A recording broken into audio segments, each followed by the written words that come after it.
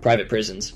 These are for-profit companies that run correctional facilities, and they've become a pretty big part of the U.S. incarceration landscape over the last few decades. The idea, at least on paper, was that private companies could run prisons more efficiently than the government. But as you might guess, when you put profit at the center of incarceration, things get messy. Private prisons, and all companies for that matter, have what's called a fiduciary duty. That's a fancy way of saying their number one job is to make money for their shareholders. And when your business is locking people up, that means you're incentivized to keep those cells full. It's not about rehabilitation or justice or even public safety. It's about occupancy rates. Some of these contracts literally guarantee a certain percentage of beds will be filled, or the state has to pay a penalty. So there's this built-in pressure to keep people incarcerated longer or to push for harsher sentences. And how do they maximize those profits? It comes down to cutting costs. That means fewer guards, less training, and corners cut on healthcare, food, and basic safety. Understaffing is rampant, and the people who do get hired often aren't given the tools or training they need to handle what's honestly a really tough job. It's a recipe for violence, neglect, and, let's be real, human suffering. So when you hear politicians talk about efficiency in the prison system, just remember, efficiency for who?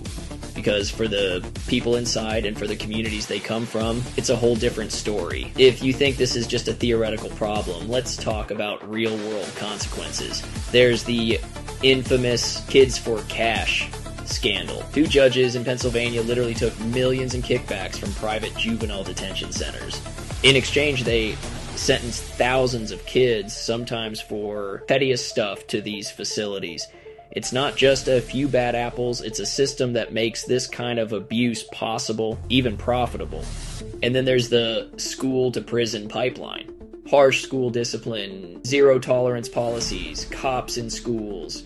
These all funnel mostly black and brown kids out of classrooms and into the criminal justice system. And who benefits?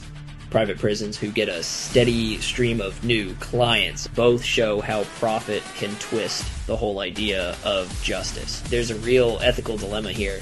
Should anyone be making money off incarceration? What does it do to public trust when people see that the system is literally profiting from their misery? Are there even enough safeguards to stop this from happening again? We'd like to think so, but history says otherwise. Let's shift gears a bit and talk about technology, because of course there's a tech angle. Prisons, both public and private, have gotten creative with how they squeeze money out of people. You got software like Smart Inmate and tablets from companies like GTL and Securus. On the surface, it sounds good. Give inmates a way to communicate with family, access books, maybe even take classes. But here's the catch. Every call, every email, every video visit comes with a fee.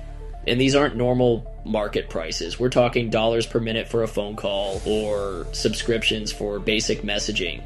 I've seen this up close. A good friend of mine, he got locked up over a civil case just because he couldn't pay. I won't get into the details, but I saw how these fees could lead to only a few messages with fees on top of fees.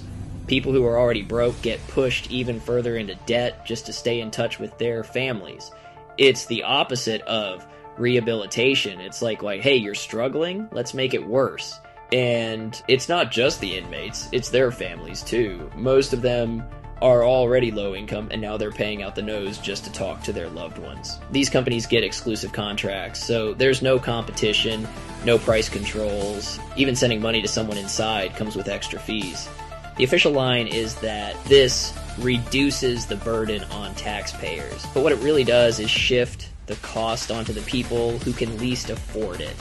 And when you make it harder for families to stay connected, you're actually making it more likely that people end up back inside. It's a vicious cycle, but the problems don't stop at money. Private prisons are notorious for lousy healthcare. Think outbreaks of disease, untreated chronic conditions, and preventable deaths. A lot of this comes back to cost-cutting and untrained temporary staff. Abuse and neglect are way too common, and there's almost no accountability. And let's talk about rehabilitation, or more accurately, the lack of it. These places are supposed to help people get back on their feet, but most private prisons skimp on education, job training, and mental health services. So people get out, but they're no better off, and often worse. That's not just bad for them, it's bad for public safety and for the communities they return to. The impact isn't spread evenly, either. Private prisons hit people of color the hardest, making existing racial inequalities in the justice system even worse. And when profit is the priority, public safety and community trust take a backseat. The government, meanwhile, just washes its hands of responsibility, letting private companies call the shots. Private prisons are a public disgrace, riddled with neglect, abuse, unchecked greed, and systemic racism. They're not just failing to rehabilitate people, they're actively making things worse. From deadly healthcare failures to the lack of job training or mental health resources, these institutions create conditions that guarantee people cycle back in. And let's be blunt, they weren't designed to fix anything. They were designed to profit.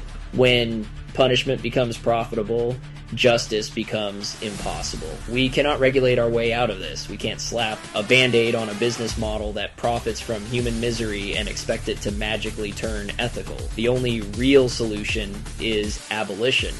No more privatization in the prison system, period. We need to stop letting corporations run cages. We need to invest in systems that actually rehabilitate, restore, and reintegrate people, not warehouse them for profit. This is a moral crisis, and the longer we tolerate it, the more complicit we become. It's time to end this experiment in cruelty. Abolish private prisons before they bury more lives for a paycheck.